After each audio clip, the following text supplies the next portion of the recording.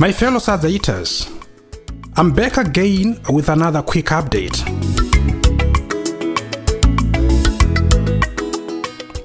Welcome to the home of factual, verified, reliable content where we get to give you nothing but the truth, even if it makes you uncomfortable. So, today is the 22nd of December. Zimbabwe is celebrating the Unity Accord, which was signed by Robert Mugabe and Joshua Nkomo 37 years ago. This Unity Accord created what we now call the Unity Day, which is celebrated annually.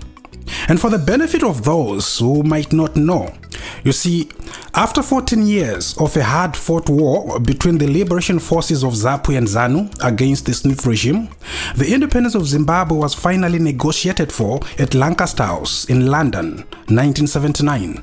This is what gave birth to the Lancaster House Agreement, which created Zimbabwe's first constitution, the Lancaster House Constitution.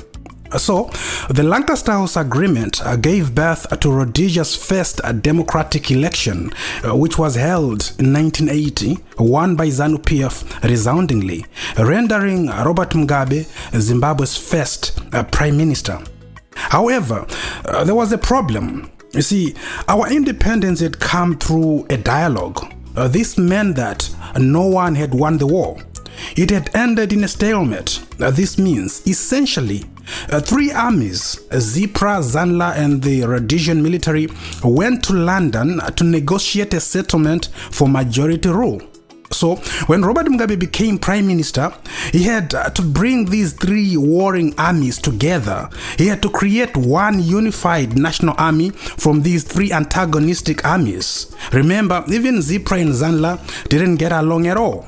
What made it worse were the long-standing vendettas between the political leadership of ZIPRA and ZANLA. Regional leaders, chief amongst them, Nyerere and Kaunda, tried to unite ZAPU and ZANU to avoid a military confrontation after independence, because it was clear that this was a ticking time bomb. You can't have two rival armies fighting to liberate one country and hope that there will be peace after the said country has been liberated. So, regional leaders were right. ZAPU and ZANU had to unite before independence to avoid Gukurahundi. This is what led to the formation of the Patriotic Front in the run-up to the Lancaster House Conference. So, ZAPU and ZANU negotiated for independence as a united front under the Patriotic Front. The idea was for the Patriotic Front to go to the elections as one, with one leader. Josiah Magamatongogara believed that Joshua Nkomo was the rightful candidate for president. He felt that Robert Mugabe was only good for administration, Secretary General. Unfortunately, Josiah Magamatongogara died in the so-called accident a few weeks later. And of course, ZANU-PF then decided to go into the 1980 elections on its own.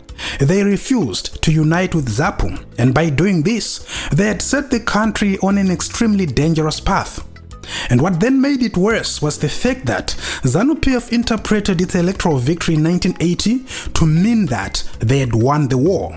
Even until this day, they still spread this propaganda. It deeply annoyed ZIPRA cadres. ZANU was parading itself as the only true liberator of Zimbabwe. In fact, ZIPRA liberation songs only started getting airplay after 1987. Before that, it was all about ZANU.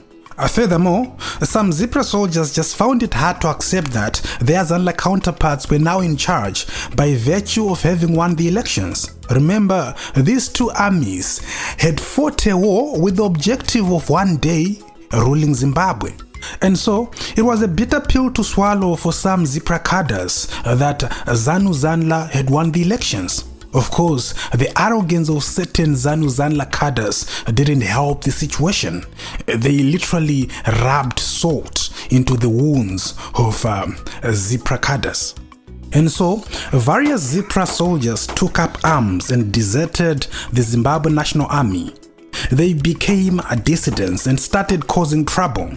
The South African apartheid government took advantage of this and started committing atrocities in Zimbabwe, some of which were wrongly attributed to the dissidents. In response to this, the Zimbabwean government deployed the 5th Brigade in Matabeleland, targeting ZAPU leaders and supporters. It was a bloodbath. An estimated 20,000 civilians were massacred by the 5th Brigade. The goal was clear. ZAPU had to be completely crushed and destroyed. The people of Matabeleland had to bend. They had to see the ZANU light.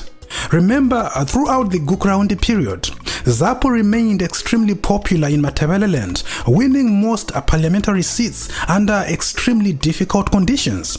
What's worse was the fact that ZANU-PF had long wanted to turn Zimbabwe into a one-party state. So that meant ZAPU had to be eliminated in order for that goal to be achieved. By 1987, Joshua Nkomo had been cornered into submission. His desire to end the bloodshed caused him to sign that surrender document, the Unity Accord. I call it a surrender document because ZAPU didn't get anything out of it. To begin with, they should have chosen a different party name, or at least called it the Patriotic Front. But no, the name remained ZANU-PF. Remember, ZANU became ZANU-PF in 1980. They participated in the 1980 elections as ZANU-PF.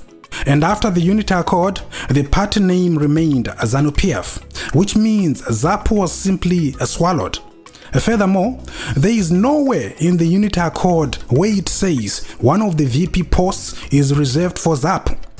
The Unity Accord simply says the president shall appoint 2 vice presidents. It doesn't specify that one of them must be a former ZAPU cadre. Anyway, in the end, Joshua Nkomo became a vice president and his deputy in ZAPU, Joseph Msika, became a national chairperson. For a while, the position of national chairperson was occupied by former ZAPU leaders only.